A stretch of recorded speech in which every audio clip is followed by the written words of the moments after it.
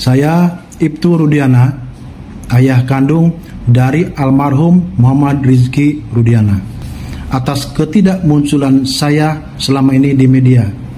Tentunya karena saya adalah seorang anggota kepolisian yang masih aktif, yang mana dibatasi dengan aturan-aturan yang berlaku. Ibtu Rudiana sudah memunculkan dirinya ke publik. Beliau bilang, saya ini bukan menghilang, tetapi saya adalah anggota Polri yang aktif, sehingga saya harus mengikuti tata cara, prosedur, dan kebijakan-kebijakan yang telah diatur oleh institusi. Itu benar sekali. Yang dilakukan beliau adalah benar. Tetapi, institusi Polri harus berbenah. Pilihlah Pak orang-orang yang memang pantas untuk diberi jabatan. Kalau Pak Rudiana di-prank oleh Aep, marahnya jangan sama Dede, marahnya jangan sama saya. Ini kami tujukan kepada Pak Kapolri. Tentunya karena kemarin kan Pak Rudiana sudah resmi dilaporkan nih. Kemudian juga saksi Dede muncul. Ya ini mah buat masyarakat Indonesia. Percuma mau nyamain Peggy, mau nyamain siapa. Udah saya bilang stop, percuma buang-buang kota. Emang gak ada peristiwa itu.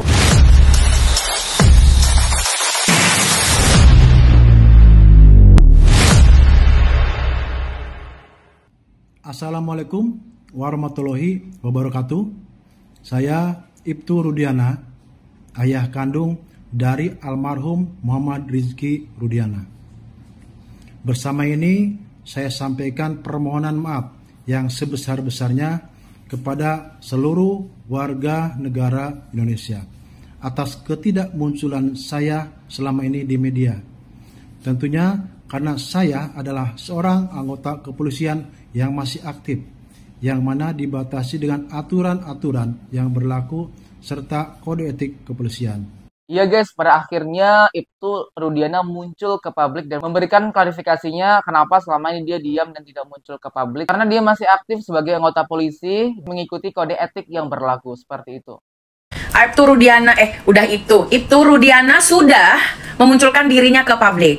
Beliau bilang, saya ini bukan menghilang, tetapi saya adalah anggota Polri yang aktif, sehingga saya harus mengikuti tata cara, prosedur, dan kebijakan-kebijakan yang telah diatur oleh institusi. Itu benar sekali. Yang dilakukan beliau adalah benar. Tetapi, institusi Polri harus berbenah.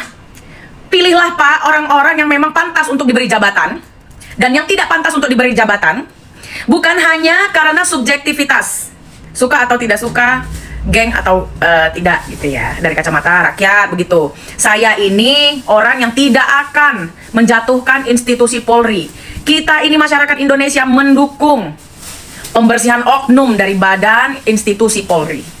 Untuk kasus Vina, saya juga percaya kalau itu kecelakaan seperti yang dikatakan oleh Ibu Titin. Kecelakaannya seperti apa dan karena apa? Nah, itulah hanya Tuhan dan Rudy yang tahu. Begitu. Karena kalau memang banyak kejanggalan di tujuh tersangka dan saka tatal ini, artinya cerita tidak seperti itu, ya. Atau kalau mau dipaksakan cerita itu adalah pembunuhan, ya. Gua nggak bisa ucapin kata-kata itu karena nanti dibanat. Maka mereka harus ditahan. Mau dicari kemana lagi? Enggak. Jadi memang ini penuh dengan dilema. Tapi saya yakin, gua kasih bocoran, kalau institusi Polri sudah tahu kebenarannya dan akan bertindak. Kak, kok jadi belain Polri? Ya iyalah, kita sikat oknum, bukan Polri, ya. Walaupun oknumnya banyak, ya udah, institusinya tidak bersalah, begitu loh.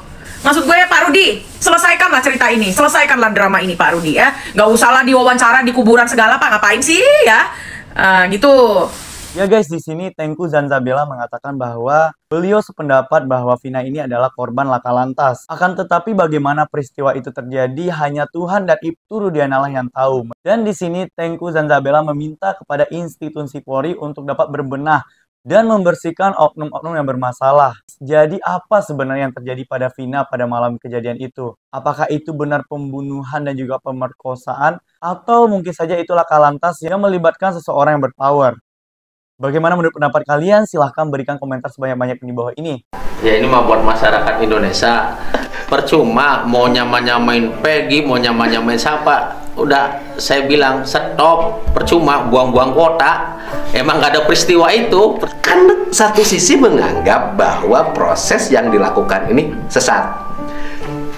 Saya tagihan begini, kalau Anda menganggap ada pemerkosaan, ada pembunuhan, atau dibalik, kalau Anda menganggap ada pembunuhan, peristiwa pembunuhan ada, peristiwa pemerkosaan ada, dan menganggap adalah tempatnya ada di belakang setim, berarti Anda adalah komplotan AF. Sekali lagi, takut disangka saya, kamu nggak diarahin sama saya kan? Intinya Pak, ya keterangan dari saya sama AF itu ya udah tidak ada, udah intinya sama sekali peristiwa itu. Kayaknya gini loh. Jadi kalau ada orang yang masih muter-muter nyari bahwa ada pembunuhan, ada pemerkosaan di belakang setim, berarti orang itu sebenarnya bagian dari AF. Berarti percaya pada keterangan AF. Satu sisi nyuruh AF ditangkap, satu sisi nyuruh AF dihukum, tapi di sisi lain keterangan AF dipercaya. Gimana sih?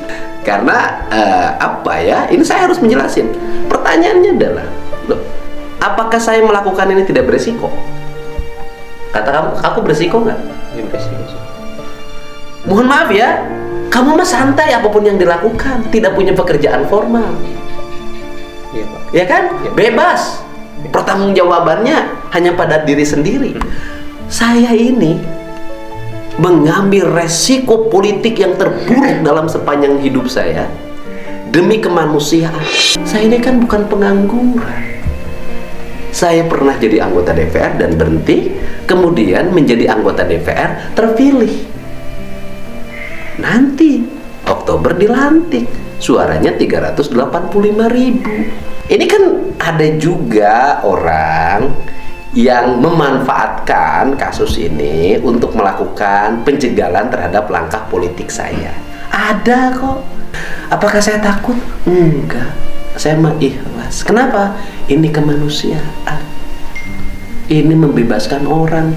Karena andai kata pun besok saya jadi apa? Jadi apa? Kan tugasnya tetap saja kan menjaga, mengayomi masyarakat. Loh, kalau mengayomi masyarakat kan nggak usah nunggu nanti ada masyarakat di depan mata harus diselamatkan, harus diayomi. Ya harus saya lakukan sekarang. Nggak boleh nunggu nanti. Harus saya lakukan karena kebutuhannya hari ini. Karena itu tugas saya. Walaupun saya bukan pemimpin hari ini, tetapi saya harus mengambil sikap ini. Demi apa? Demi kemanusiaan. Nggak apa-apa orang berkata apapun, menuduh apapun terhadap saya terima dengan baik dan dengan ikhlas. Kenapa? Karena berbagai asumsi, tuduhan, kecurigaan, kebencian yang dialamatkan pada saya tidak seberapa dibanding penderitaan 7 orang terpidana yang dipenjara seumur hidup. Ya guys, jadi di sini Kang Deddy Mulyadi bersama saksi Dede menegaskan sekali lagi bahwasanya keterangan Dede dan AF selama ini atau pada waktu itu hanyalah palsu dan tidak ada. Artinya memang pemerkosaan dan pembunuhan tidak ada. Kalau banyak yang percaya akan hal tersebut berarti dia adalah bagian atau tim dari AF. Karena AF lah yang memberikan kesaksian palsu bahwasanya dia melihat adanya peristiwa pembunuhan dan pemerkosaan. Banyak yang meminta agar AF dihukum dan dipenjarakan, tetapi banyak juga yang percaya akan kesaksian AF. Jadi sebenarnya kalian di pihak mana guys? Silahkan berikan komentarnya di bawah ini. Udah masukin surat nih. Tuh. Boleh agak ke atas bang. Nah, siap. Ya. Tahan bang. Ya. Tahan bang. Simbang. Nah, udah. Ini isinya nih ya. Nah, ini perihalnya. Mohon untuk mengamankan barang bukti sitaan berupa 6 handphone dan CCTV ini. Kami minta kepada Propam, ya untuk, kan Propam sudah turun juga. Nah, yang langkah pertama kami minta Propam untuk mengamankan dulu 6 handphone dengan CCTV agar jangan sampai artinya berubah dari asalnya aslinya gitu. Itu satu ya. Ini udah nih. Ya, udah. Nah ini kedua nih. Nah ini kami tujukan kepada Pak Kapolri. Untuk ini karena kemarin kan Pak Rudiana sudah resmi dilaporkan nih Kemudian juga saksi Dede muncul. Nah, ini terkait dengan jabatannya Pak Rudiana kan masih aktif sebagai Kapolsek kan.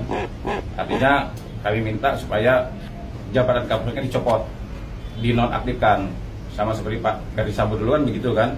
Begitu dia jadi terlapor untuk mencegah, ya dia kan bisa memberikan perintah. Sekarang ini posisi dia sebagai Kapolsek, masih bisa memberikan perintah, ya. Ada kemungkinan juga dia memiliki senjata kan. Artinya dengan situasi dan kondisi seperti ini, ya kita minta kepada Pak Kapolri yang pertama untuk mencopot jabatannya sebagai Kapolsek. Yang kedua, kalau dia punya senjata, ya mohon ditarik. Nah, karena kan situasinya sekarang sudah tidak ya bisa dikatakan sudah tidak kondusif gitu kan. Jadi ini permintaan kami, udah ya. Udah. Ya guys, di sini Herwanto mendesak Propam Mabes Polri untuk menurunkan jabatan Ibtu Rudiana dari Kapolsek sekarang. Seperti halnya kasus Ferdi Sambo kemarin. Jadi dinonaktifkan agar supaya dia tidak bisa memberikan perintah ataupun instruksi kepada bawahannya. Jadi itulah beberapa informasi terkait kasus Vina Cirebon dan juga Ibtu Rudiana. Bagaimana menurut pendapat kalian? Silahkan berikan komentar sebanyak-banyaknya di bawah ini. Kami dari YouTube Biasa TV mengucapkan terima kasih dan sampai jumpa.